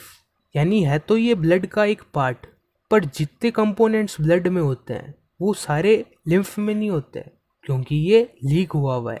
तो ब्लड सेल्स के बीच में जो लीक हुआ ब्लड है उसे हम लिम्फ कहते हैं। तो ब्लड कंटिन्यूसली ब्लड वेसल्स के थ्रू फ्लो करता रहता है, तो अगर लीकेज होती रही तो लिम्फ बहुत ज़्यादा कलेक्ट हो जाएगा। पर होता क्या है, यहाँ पर होती है कुछ वेसल्स जो इस लिम्फ को कलेक्ट करती है एंड फिर से इसे ब्लड वेसल में डाल देती है एंड उन वेसल्स को हम कहते हैं लिम्फ वेसल्स, जो लिम्फ को इंटरसेलुलर स्पेस से उठा के ब्लड वेसल्स में डाल देती हैं। एंड लिम्फ हमारे इम्यून सिस्टम में एक इम्पॉर्टेंट रोल प्ले करता है। तो ये हो गया ट्रांसपोर्टेशन इन ह्यूमंस कंप्लीट। अब अगली वीडियो में हम transportation in plants and excretion को पढ़ेंगे। तो अगर तुम अभी तक देख रहे हो तो इस वीडियो को लाइक करना मत भूलना एंड चैनल को कर लो सब्सक्राइब। तो अब मिलते हैं अगली वीडियो में, उसका लिंक तुम्हें डिस्क्रिप्शन में मिल जाएगा। तो ये हमारे लाइफ प्रोसेसेस की लास्ट वीडियो है एंड इसके अंदर transportation in plants and excretion को पढ़ेंगे। तो बिना टाइम वेस्ट करे देखते हैं ट्रांसपोर्टेशन इन प्लांट्स। तो जैसे हमारे बॉडी में बहुत सारी चीज़ें एक जगह से दूसरी जगह ट्रांसपोर्ट करनी होती है, वैसे प्लांट्स में भी बहुत सारी चीज़ें एक जगह से दूसरी जगह ट्रांसपोर्ट करनी होती है। जैसे प्लांट में फोटोसिंथेसिस होता है एंड फोटोसिंथेसिस के लिए चाहिए क्या, sunlight, carbon dioxide and water. Sunlight plant लेता है क्लोरोफिल से जो लीफ के ऊपर ही होती है, तो सनलाइट उसे डायरेक्टली मिल जाएगी। कार्बन डाइऑक्साइड भी प्लांट को लीव्स के ऊपर पोर्स होते हैं स्टोमेटा, उनसे मिल जाती है। तो ये दो चीज़ें तो प्लांट को लीफ पर ही मिल गई। अब चाहिए वाटर, वाटर होगा सॉइल में, तो सॉइल से लीफ तक वाटर को ले जाने के लिए एक ट्रांसपोर्टेशन सिस्टम चाहिए एंड फोटोसिंथेसिस के प्रोसेस से फूड बन जाएगा। तो इस फूड को भी स्टोर करने के लिए प्लांट्स इस फूड को स्टोरेज पार्ट्स तक पहुंचाता है ताकि उसका फूड स्टोर रहे एंड जब उससे उसकी रिक्वायरमेंट हो तब वो उस फूड को यूज कर सके। तो लीफ से फूड को स्टोरिंग पार्ट्स तक भेजने के लिए भी एक सिस्टम चाहिए। तो सबसे पहले हम इसी सिस्टम के बारे में पढ़ेंगे जो है ट्रांसपोर्टेशन सिस्टम इन प्लांट्स। तो जो ये रूट से लीफ तक पानी पहुंचाने वाला काम है, ये काम होता है जाइलम का। जाइलम एक टिश्यू है, तो जाइलम का क्या काम है, ट्रांसपोर्ट्स वाटर एंड मिनरल्स। तो जो सॉइल में वाटर एंड मिनरल्स होते हैं उन्हें रूट के थ्रू ये लीव्स तक एंड दूसरे पार्ट्स तक पहुंचाता है जहाँ पे इनकी रिक्वायरमेंट होती है। एंड फ्लोएम क्या करता है, जो फोटोसिंथेसिस से फूड बना उसे प्लांट के दूसरे पार्ट्स तक पहुंचाता है। तो ये दो टिश्यूज दो अलग अलग काम करते हैं एंड मेनली ये दो टिश्यूज ही प्लांट के ट्रांसपोर्टेशन सिस्टम में इन्वॉल्व है। तो अब तुम्हें एक बेसिक आइडिया मिल गया होगा कि प्लांट के ट्रांसपोर्टेशन सिस्टम में कौन कौन सी चीज़ें हैं। तो अब देखते हैं जाइलम एंड फ्लोएम को। तो जाइलम ट्रांसपोर्ट करता है वाटर एंड मिनरल्स को, फ्लोएम ट्रांसपोर्ट करता है फूड को लीव्स से दूसरे पार्ट्स तक जहाँ पर उस फूड की रिक्वायरमेंट है या जहाँ पर उस फूड को स्टोर करना है। जाइलम सिर्फ और सिर्फ अपवर्ड ट्रांसपोर्टेशन कर सकता है, यानी वो रूट से वाटर को पत्तियों तक पहुंचा सकता है सिर्फ एक डायरेक्शन में, फिर से पत्तियों से वाटर रूट्स तक नहीं आ सकता। तो जाइलम में सिर्फ और सिर्फ अपवर्ड मूवमेंट हो सकता है, पर फ्लोएम में अपवर्ड एंड डाउनवर्ड दोनों तरफ मूवमेंट हो सकता है। जैसे फ्लोएम ट्रांसपोर्ट करता है फूड को, एंड प्लांट में जो फूड बनता है वो लीव्स में बनता है, एंड जितनी प्लांट को फूड की रिक्वायरमेंट होती है वो उसे यूज़ कर लेता है। बाद में जो फूड बचता है उसे वो स्टोर करता है, एंड प्लांट में फूड स्टोर करा जाता है स्टेम्स, सीड्स या फिर फ्रूट्स में। तो जैसे हमारे पास ये गाजर का प्लांट है, कैरेट का प्लांट, तो इसकी पत्तियाँ फूड बनाएगी, एंड वो फूड कैरेट की फॉर्म में स्टोर कर दिया जाएगा। एंड जब प्लांट को एनर्जी की रिक्वायरमेंट होगी तो एनर्जी कहाँ से बनाएगा वो फूड से, एंड फूड कहाँ से आएगा इस कैरेट से। तो जब प्लांट को एनर्जी की रिक्वायरमेंट होगी तब उस वक्त फूड कहाँ से आएगा, जहाँ पर फूड स्टोर करा गया था, यानी कैरेट से। तो कैरेट से फूड उस पार्ट तक जाएगा जहाँ पर एनर्जी की रिक्वायरमेंट है। तो हम देख सकते हैं कि फ्लोएम ने लीव से कैरेट तक यानी डाउनवर्ड ट्रांसपोर्टेशन करा, फिर प्लांट में फिर से ट्रांसपोर्टेशन करा, यानी अपवर्ड एंड डाउनवर्ड दोनों तरह का मूवमेंट फ्लोएम में होता है। तो फ्लोएम में अपवर्ड एंड डाउनवर्ड दोनों तरह का मूवमेंट हो सकता है, पर जाइलम में सिर्फ और सिर्फ अपवर्ड मूवमेंट होता है। एंड जाइलम में ट्रांसपीरेशन इन्वॉल्व है, यानी ऐसा प्रोसेस जो वाटर को ट्रांसपोर्ट करता है, क्योंकि जाइलम वाटर को ट्रांसपोर्ट करता है। एंड ट्रांसपोर्टेशन ऐसे ही थोड़ी हो जाएगा अपने आप, ट्रांसपोर्टेशन होने के लिए कुछ ना कुछ चीज़ होनी चाहिए। तो जिस प्रोसेस से वाटर ट्रांसपोर्ट होता है उसे हम कहते हैं ट्रांसपीरेशन, एंड ये चीज़ इन्वॉल्व होती है जाइलम में, क्योंकि जाइलम में ही वाटर ट्रांसपोर्ट होता है। एंड जिस प्रोसेस से फूड ट्रांसपोर्ट होता है वो है ट्रांसलोकेशन, एंड फूड ट्रांसपोर्ट होता है फ्लोएम से। तो फ्लोएम में ट्रांसलोकेशन इन्वॉल्व है। अब इन दोनों प्रोसेस के बारे में हम डिटेल में पढ़ते हैं, पर उससे पहले तुम जाइलम एंड फ्लोएम के बीच में कंफ्यूज हो सकते हो कि कौन सा वाटर ट्रांसपोर्ट करता है एंड कौन सा फूड ट्रांसपोर्ट करता है। एक है जाइलम जो वाटर ट्रांसपोर्ट करता है, फ्लोएम फूड ट्रांसपोर्ट करता है। फ्लोएम एंड फूड बोलने में एक जैसे हैं, तो फ्लोएम फूड ट्रांसपोर्ट करता है एंड जाइलम वाटर ट्रांसपोर्ट करता है। अब देखते हैं ट्रांसपीरेशन। तो जैसे मैंने तुम्हें बताया वाटर को ट्रांसपोर्ट करने का सिस्टम, तो ट्रांसपीरेशन को हम एक सिंपल से डायग्राम से समझते हैं। तो इसके अंदर जो ये पाइप जैसा तुम्हें दिख रहा है ये है जाइलम, ये वाटर को लेके आता है, एंड नीचे है रूट्स, एंड ऊपर जो ये चीज़ दिख रही है ये लीफ का एक पार्ट है। जो लीफ होती है वो बहुत कॉम्प्लिकेटेड होती है, ये सिंपल तुम्हें समझाने के लिए है। एंड लीव्स में होती है स्टोमेटा। तो स्टोमेटा ऐसे पोर्ट्स है जो खुल भी सकते हैं, बंद भी हो सकते हैं, एंड इस ट्यूब के अंदर है वाटर। तो ट्रांसपीरेशन में क्या होता है, जो ये वाटर है वेपर की फॉर्म में, तो इस वाटर को स्टोमेटा के थ्रू बाहर भेजा जाता है। तो जब वाटर स्टोमेटा से बाहर जाएगा तो जल्दी से स्टोमेटा बंद हो जाएगा। अब वाटर तो बाहर चला गया पर उस वाटर की स्पेस खाली होगी। तो अब ये स्पेस खाली होगी, इस खाली स्पेस की वजह से वैक्यूम बन जाता है, क्योंकि इसके अंदर कुछ नहीं है यानी ये वैक्यूम है। एंड इस स्पेस को ऑक्यूपाई करने के लिए वाटर ऊपर जाएगा, पर वाटर तो इस ट्यूब में लिमिटेड है। तो जब ये वाटर ऊपर चला जाएगा तो नीचे थोड़ी स्पेस रह जाएगी, तो उस स्पेस को भरने के लिए नीचे रूट से वाटर आएगा। तो ऐसे ट्रांसपीरेशन से पहले वैक्यूम बनता है, उस वैक्यूम को भरने के लिए वाटर ऊपर जाता है, एंड ऐसे करते करते वाटर ट्रांसपोर्ट हो जाता है। तो इस प्रोसेस जिसमें स्टोमेटा या लेंटिकल्स स्टेम के ऊपर छोटे छोटे पोर्स को कहते हैं, उनके थ्रू जब वाटर वेपर सराउंडिंग में जाता है उसे हम कहते हैं ट्रांसपीरेशन। एंड ट्रांसपीरेशन से वाटर ट्रांसपोर्ट करा जाता है, यानी the loss of water vapour through stomata and lenticels in plant is called transpiration. Transpiration से प्लांट की रूट से प्लांट के टॉप मोस्ट पार्ट तक वाटर ले जाया जा सकता है। तो ये हो गया ट्रांसपीरेशन। अब देखते हैं ट्रांसलोकेशन। तो ट्रांसलोकेशन एक ऐसा प्रोसेस है, फूड को ट्रांसपोर्ट करा जाता है, एंड प्लांट में फूड बनाया कहाँ पे जाता है, लीव्स में। तो the transportation of food from leaves to different parts of the plant is called translocation. And ये एक एक्टिव ट्रांसपोर्टेशन है। एक्टिव ट्रांसपोर्टेशन यानी ऐसा ट्रांसपोर्टेशन जिसमें एनर्जी यूटिलाइज करी जाती है, यानी एनर्जी का खर्चा होता है। तो ट्रांसलोकेशन में प्लांट की एनर्जी यूटिलाइज करी जाती है, फिर फूड ट्रांसपोर्ट करा जाता है। And translocation upward and downward दोनों डायरेक्शन में हो सकता है। तो ये हो गया ट्रांसपीरेशन एंड ट्रांसलोकेशन। इन्हीं के साथ हमारा ट्रांसपोर्टेशन इन प्लांट्स कंप्लीट होता है। तो अब देखते हैं हमारे चैप्टर के लास्ट टॉपिक को, जो है एक्सक्रीशन।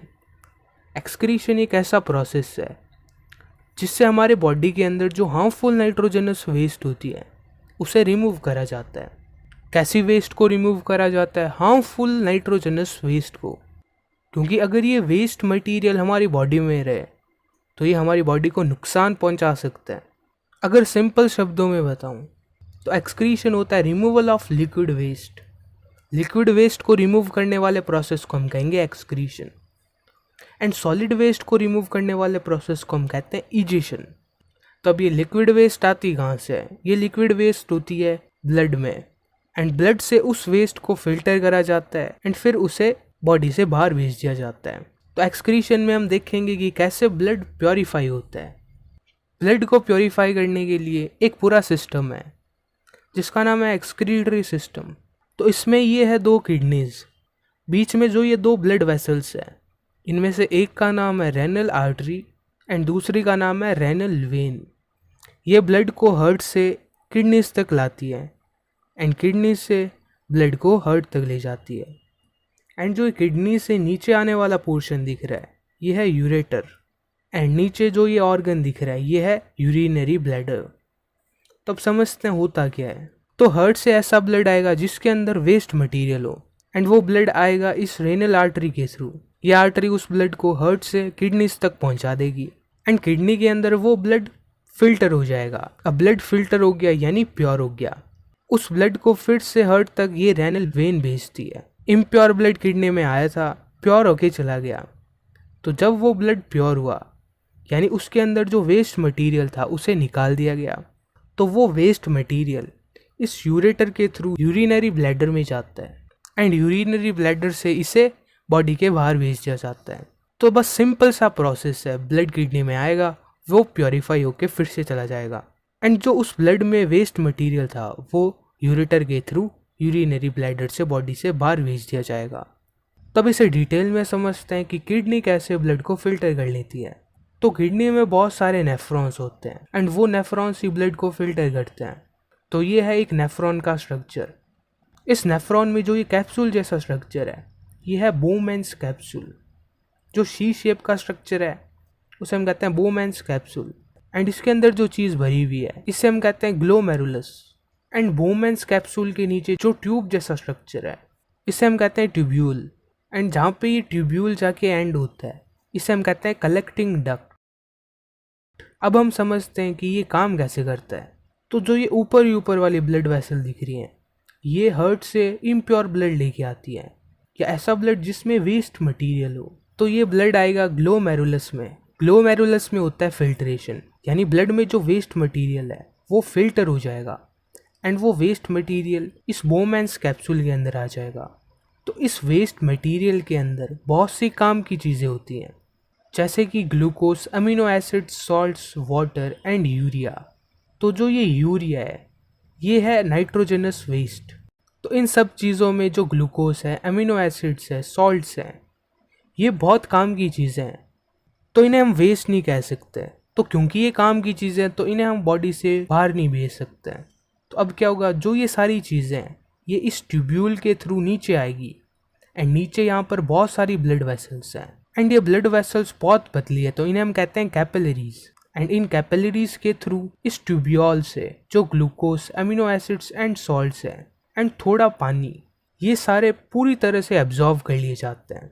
एंड यहाँ से एब्जॉर्व करने के बाद आगे जाके ये एक वेन बना रही है, एंड ये वेन जा रही है हमारे हार्ट तक।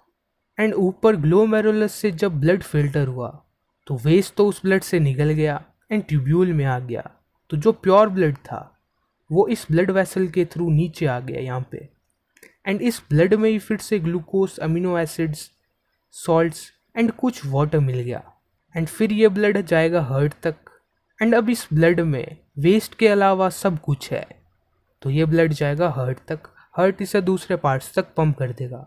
तो जैसे मैंने तुम्हें बताया कि glucose, amino acids and salts पूरी तरह से रीएब्जॉर्व कर लिए जाते हैं, पर जो ये वाटर है इसे पूरी तरह से एब्जॉर्व नहीं करा जाता। वाटर को कितना रीएब्जॉर्व करा जाएगा ये 2 चीज़ों पे डिपेंड करता है। वो 2 चीज़ें amount of excess water in the body, यानी हमारी बॉडी में कितना एक्स्ट्रा वाटर है। अगर ज़्यादा वाटर है हमारी बॉडी में तो ज़्यादा वाटर बॉडी से रिमूव कर दिया जाएगा, एंड दूसरी चीज़ है how much nitrogenous waste is to be excreted, यानी कितनी नाइट्रोजनस वेस्ट को हमारी बॉडी से रिमूव करना है। वो चीज़ भी डिपेंड करेगी कितना वाटर ये कैपिलरीज रीअब्जॉर्व करेंगी। तो अब जितना वाटर रीअब्जॉर्व करना था उतना वाटर तो रीअब्जॉर्व हो जाएगा एंड ये वाटर फिर से कैपिलरीज में मिल जाएगा। एंड वाटर को रीअब्जॉर्व करने के बाद जो वाटर बचा एंड जो यूरिया है ये जाते हैं ट्यूब्यूल के थ्रू आगे है कलेक्टिंग डक्ट एंड वो कलेक्टिंग डक्ट इसे आगे ले जाके यूरेटर में डाल देते हैं एंड यूरेटर के थ्रू ये यूरिनरी ब्लैडर में चले जाता है एंड यूरिनरी ब्लैडर में इस वेस्ट को स्टोर कर लिया जाता है। एंड जब वो यूरिनरी ब्लैडर भर जाता है तब यूरिनरी ब्लैडर उस वेस्ट को बॉडी से बाहर भेज देता है एंड यूरिनरी ब्लैडर हमारी ब्रेन से कंट्रोल करा जाता है। तो इस यूरिनरी ब्लैडर को हम कंट्रोल करते हैं, यानी हमारा दिमाग कंट्रोल करता है, यानी जब हमारी इच्छा होगी तब हम वेस्ट को रिमूव कर सकते हैं। तो ये हो गया एक्सक्रीशन इन ह्यूमंस एंड इसी के साथ लाइफ प्रोसेस कंप्लीट होता है। तो अब मिलते हैं अगले चैप्टर के अंदर।